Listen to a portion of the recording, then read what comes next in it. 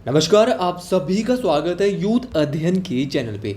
एक बार फिर से मैं आप सभी के बीच एचपी डेट नवंबर के लिए जीके का पार्ट 17 लेके आ चुका हूँ। देखिए पार्ट 17 में जो है मैंने इंपॉर्टेंट क्वेश्चन को कवर किया है। पहला जो यहाँ पे क्वेश्चन है कि महान शासक कनिष्क किस राजवंश से संबंधित है। अगर बात की जाए महान शासक कनिष्क की, तो कनिष्क जो है वो कुषाण राजवंश से संबंधित है। देखिए ऐसा भी माना जाता है कि कुषाण राजवंश के सबसे जो शक्तिशाली शासक है वो कौन थे, तो वो भी कौन थे, वो थे कनिष्क। कनिष्क के द्वारा जो है वो शक संवत को भी शुरू करवाया गया था। कनिष्क के दरबार के अगर मैं विद्वानों की बात करता हूँ तो जैसे नागार्जुन जो है वो कनिष्क के दरबार के प्रसिद्ध विद्वान थे। आपके अगले क्वेश्चन की बात करते हैं, किताब उल हिंद पुस्तक किसके द्वारा लिखी गई। अगर बात की जाती है किताब उल हिंद पुस्तक की, तो किताब उल हिंद पुस्तक जो है वो लिखी जाती है अल बरूनी के द्वारा। अल बरूनी के द्वारा जो है वो किताब उल हिंद पुस्तक लिखी जाती है। क्वेश्चन ये भी पूछा जा सकता है कि जो अल बरूनी जी है वो किसके साथ भारत आए थे, तो महमूद गजनवी, याद रखना महमूद गजनवी के साथ भारत आए थे अल बरूनी। अगर यहाँ पे फिरदौसी दिया है, फिरदौसी के द्वारा भी एक बुक लिखी गई है शाहनामा। तो शाहनामा जो बुक है ये फिरदौसी के द्वारा, मैगसनीस के द्वारा एक इंडिका नामक ग्रंथ की रचना की गई है। कौटिल्य के द्वारा अर्थशास्त्र, याद रखना कौटिल्य विष्णुगुप्त के द्वारा अर्थशास्त्र नामक जो ग्रंथ है उसकी रचना की गई है। अगले क्वेश्चन की बात करता हूँ, खानवा का युद्ध किस वर्ष हुआ। अगर बात की जाए बैटल ऑफ खानवा, खानवा का जो युद्ध है वो 1527 में बाबर और राणा सांगा के बीच लड़ा गया, जिसमें राणा सांगा की हार होती है।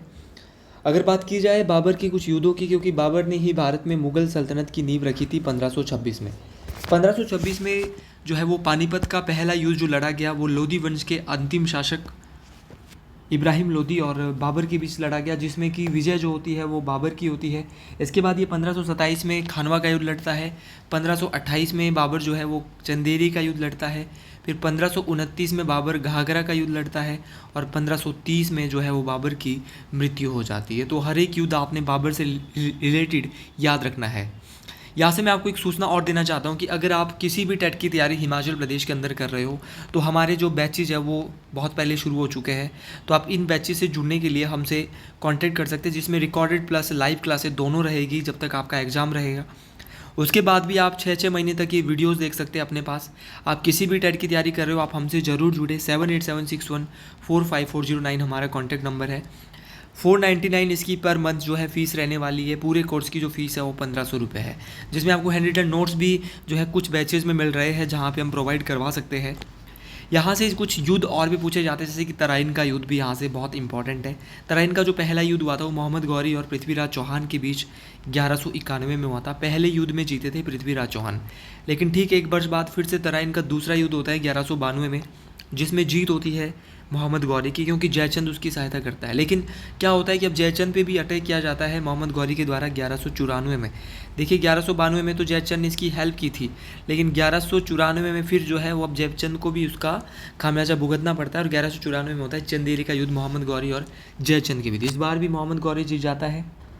अगले क्वेश्चन की बात की जाती है, अमजद अली खान किस संगीत वाद्य यंत्र से संबंधित है। बात हो रही है अमजद अली खान की। अमजद अली खान जो है इनका संबंध है सरोद। सरोद बजाते अमजद अली खान। ये भी क्वेश्चन पूछा गया कि अमजद अली खान का जन्म कहाँ पे हुआ है, तो इनका जो जन्म हुआ है वो ग्वालियर हुआ है। और अमजद अली खान को सरोद बजाने के लिए पद्म विभूषण से भी नवाजा गया था।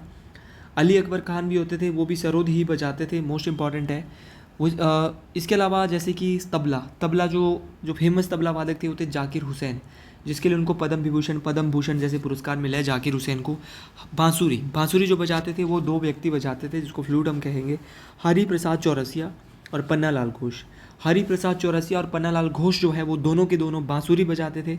पंडित शिव कुमार शर्मा क्या बजाते थे, तो वो संतूर बजाते थे। मोस्ट इम्पॉर्टेंट है शहनाई जो है वो बिस्मिल्लाह खान बजाते थे। मोस्ट इम्पॉर्टेंट है। अगले क्वेश्चन की बात करते हैं, सबसे पुराना वेद कौन सा है। अगर बात की जाए सबसे पुराने वेद की, तो है ऋग्वेद। ऋग्वेद जो है वो सबसे पुराना वेद है। वैसे 4 वेद होते थे, ऋग्वेद, सामवेद, यजुर्वेद, अथर्ववेद। लेकिन ऋग्वेदिक से जो है वो क्वेश्चन बहुत ज़्यादा बन जाते हैं। ऋग्वेद में मंडल कितने हैं, 10 मंडल है। सूक्त कितने हैं, तो 1028 सूक्त है ऋग्वेद में। और ऋचाएँ हैं 10,462, या कहीं कहीं पे इसको 10,580। तो ऑप्शन में एक ही आएगा, है ना। वैसे 10,580 या 10,462 कहीं कहीं अलग अलग किताबों में दिया है। ऋग्वेद में 10 मंडल मैंने बताया, तीसरे मंडल में गायत्री मंत्र की चर्चा की गई है। सातवें मंडल में पुरुष सूक्त का वर्णन किया गया है। आठवें मंडल की अगर बात की जाए, 10वें मंडल की अगर बात की जाए, सॉरी 7वें मंडल में 10 राज्य युद्ध है और जो आपके 10वें मंडल में वो पुरुष सूक्त है। देखिए जो ऋग्वेद के जो ब्राह्मण है जो इसको पढ़ते थे उनको बोलते थे ऐतरेय या कौष्टकी ब्राह्मण। याद रखना, जो ऋग्वेद को जो पढ़ने वाले थे इनको ऐतरेय या कौष्टकी ब्राह्मण कहा जाता था। इसके बाद अगर बात करते हैं सामवेद, ऐसा वेद जो संगीत से संबंधित है, यजुर्वेद यज्ञ आदि से संबंधित है, अर्थवेद जादू टोने वशीकरण से संबंधित, या सबसे नया वेद तो वो कौन सा है, अर्थवेद है। अगले क्वेश्चन की बात करता हूँ। बौद्ध और जैन साहित्यों ने दोनों पर इस पर जोर दिया। अगर बौद्ध और जैन साहित्यों की बात की जाए तो दोनों ने जो है वो अहिंसा पर जोर दिया था। अहिंसा पे जोर दिया गया था दोनों के द्वारा। क्योंकि अगर बात की जाए जैन धर्म की तो जैन धर्म, देखिए जैन धर्म के जो होते थे जो वास्तविक संस्थापक थे वो थे महावीर स्वामी। महावीर स्वामी का जो जन्म है वो कुंडग्राम में होता है और इनकी जो मृत्यु है वो पावापुरी में हुई थी महावीर स्वामी की। इनके पिता का नाम सिद्धार्थ था, माता का नाम त्रिशला था। उसी प्रकार अगर महात्मा बुद्ध की बात की जाए जो कि संस्थापक थे बौद्ध धर्म के, इनका जो जन्म है वो लुम्बिनी नेपाल में हुआ था। इनकी जो मृत्यु है वो कुशीनगर में हुई थी। ये दोनों बातें आपको याद रखनी, दोनों ही बातें बहुत इंपॉर्टेंट है। इसके बाद अगले क्वेश्चन की बात करते हैं। अगला जो क्वेश्चन है हमारा, मगध राजशाही की 6ठी शताब्दी के BC के पहले राजा थे। देखिए जो 6ठी शताब्दी थी उसमें जो मगध के जो पहले राजा थे वो थे बिंबिसार। बिंबिसार जो है वो बौद्ध धर्म के अनुयायी भी थे, ये भी आपको याद रखना है। दूसरा जो क्वेश्चन इनसे बनता है, क्वेश्चन बनता है कि जो मगध साम्राज्य है उसकी जो आरंभिक काल में राजधानी कौन सी थी। तो आरंभिक काल में जो है उसकी राजधानी तो थी वो थी गिरिब्रज, जिनको राजगिरी भी उसको हम कह सकते हैं। और एक मगध महाजनपद भी था। मगध महाजनपद की अगर बात की जाए टोटल 16 महाजनपद थे। मगध महाजनपद की राजधानी राजगृह में थी, बहुत इम्पॉर्टेंट है। उसी प्रकार अवंती महाजनपद की राजधानी उज्जैनी में है। गांधार महाजनपद की राजधानी तक्षशिला में है। अंग महाजनपद की राजधानी चंपा में है। काशी महाजनपद की राजधानी वाराणसी है और वत्स महाजनपद की राजधानी कौशाम्बी में है। तो ये कुछ महाजनपद मैंने आपको बताया जिनकी राजधानी कहाँ कहाँ पे है। ये आपको सारी की सारी चीज़ें याद रखनी है, इसको आसान भाषा में आप सुन सकते हैं। अगली क्वेश्चन की बात करता हूँ। भारत में पहली बार धातु के सिक्के उपयोग किए गए। देखिए भारत में जो पहली बार जो धातु के जो सिक्के उपयोग किए गए थे ये किसके द्वारा किए गए थे और कहाँ पे किए गए थे। तो भारत में पहली बार धातु के जो सिक्के हैं वो बिहार और पूर्वी यूपी में जो है वो जारी किए गए थे। अगले क्वेश्चन की बात करते हैं कि मौर्य राजशाही को उखाड़ फेंका था। मौर्य राजशाही को पुष्यमित्र शुंग के द्वारा उखाड़ फेंका गया था। अगर मौर्य वंश की बात की जाए तो मौर्य वंश की जो स्थापना है वो चंद्रगुप्त मौर्य के द्वारा की जाती है। सेल्यूकस निकेटर एक यूनानी शासक थे। अगर इनकी बात की जाती है तो चंद्रगुप्त मौर्य ने इनको हराया था, एक यूनानी शासक सेल्यूकस निकेटर।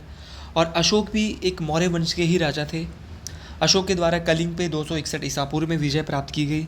और जब कलिंग पे जो है विजय ये प्राप्त करता है तो बहुत आघात इसको हुआ क्योंकि बहुत सारे लोगों की वहाँ पे जान जाती है। अशोक ने जो है इसके बाद आघात होकर इस युद्ध में बौद्ध धर्म अपनाया था।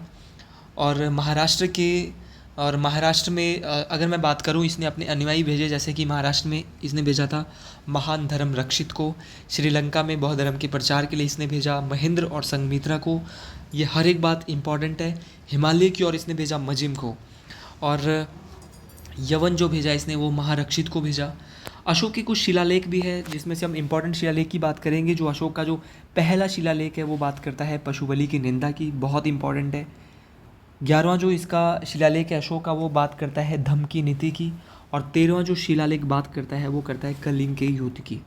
अगले क्वेश्चन की बात करता हूँ, सूफी संप्रदाय किस धर्म में बढ़ा। देखिए अगर सूफी संप्रदाय की बात करते हैं तो सूफी संप्रदाय जो है वो इस्लाम धर्म में बढ़ा। और सूफी संप्रदाय आगे जैसे चिश्ती संप्रदाय में भी बढ़ गया था। चिश्ती संप्रदाय की अगर बात की जाए तो भारत में चिश्ती संप्रदाय की जो खोज है वो ख्वाजा मोइनुद्दीन चिश्ती के द्वारा की गई थी।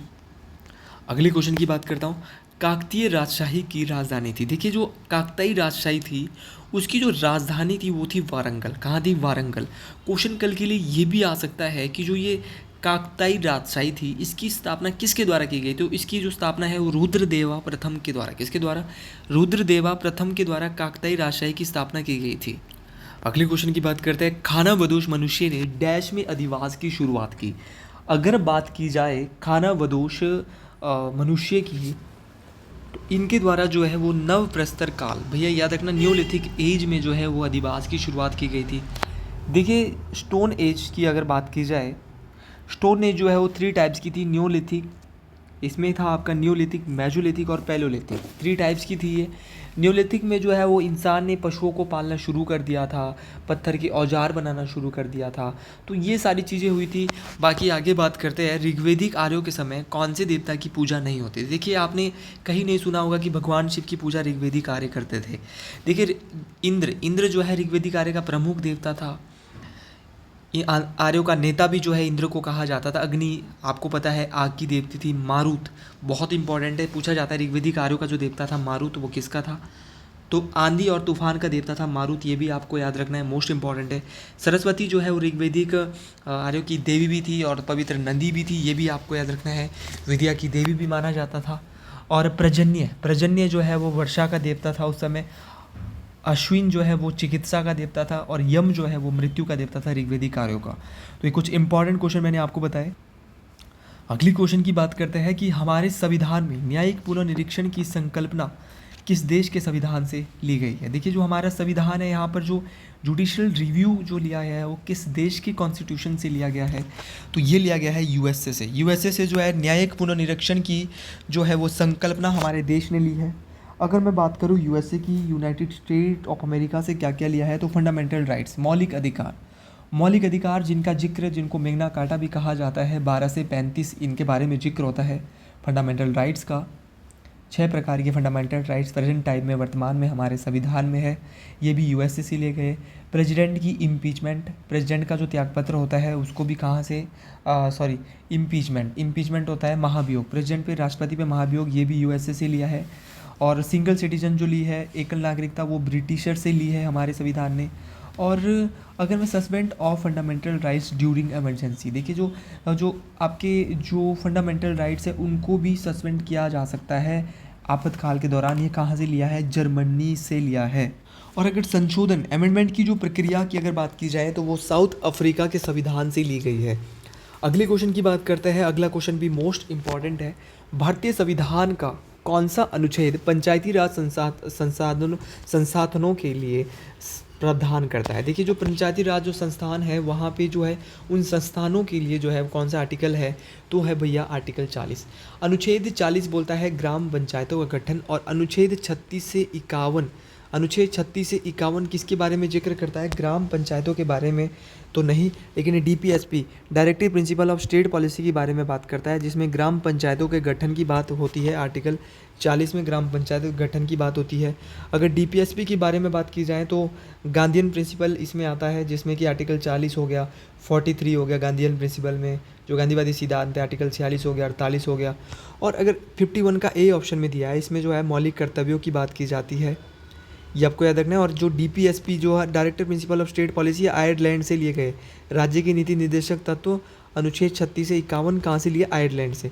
लेकिन मौलिक कर्तव्य जो है वो हमने यूएसआर से लिए है। 11 मौलिक कर्तव्य भारतीय संविधान में है, ये भी आपको याद रखना है। कुछ इंपॉर्टेंट आर्टिकल जैसे 21 का ए, भैया 21 के ए में बोला गया है कि 6 से 14 वर्ष के जो बच्चे होंगे उनके लिए निःशुल्क शिक्षा दी जाएगी। अनुच्छेद 17 जो बात करता है वो बोलता है कि छुआछूत से जो है वो छुआछूत का, आप किसी के साथ छुआछूत के खिलाफ जो है आपके अनटचेबिलिटी, आपके खिलाफ केस हो सकता है अगर आप किसी से छुआछूत का भेदभाव करते हैं। अगले क्वेश्चन की बात करता हूँ। अगले क्वेश्चन बोल रहा है मूलभूत अधिकार नहीं दिए गए हैं। अगर बात की जाती है मूलभूत अधिकार की, तो राजनीतिक हानि उठाने वालों के लिए मूलभूत अधिकार नहीं दिए गए हैं, ये बात आपको याद रखनी है। फंडामेंटल राइट्स, देखिए कुछ ऐसे राइट्स हैं जो इंडियन सिटीजन के लिए ही है और कुछ ऐसे राइट्स हैं जो फॉरेनर्स के लिए बिल्कुल भी नहीं है। तो इंडियन सिटीजन्स के लिए है और फॉरेनर्स के लिए नहीं है, तो ऐसे कौन से आर्टिकल्स हैं, तो देखिए आर्टिकल आपका 15, आर्टिकल 15 भी है, आर्टिकल 16 है, आर्टिकल 19 है, आर्टिकल 29 है, आर्टिकल 30 है। ये कुछ ऐसे अनुच्छेद है जो कि सिर्फ भारतीयों के लिए, फॉरेनर्स के लिए नहीं है।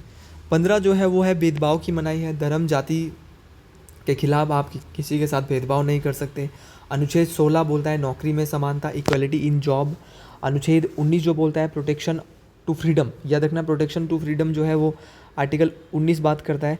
आर्टिकल 20, आर्टिकल 29, आर्टिकल 19 जो है फ्रीडम और प्रोटेक्शन ऑफ फ्रीडम, 6 प्रकार की स्वतंत्रता बताई गई है, ये आपको याद रखना है।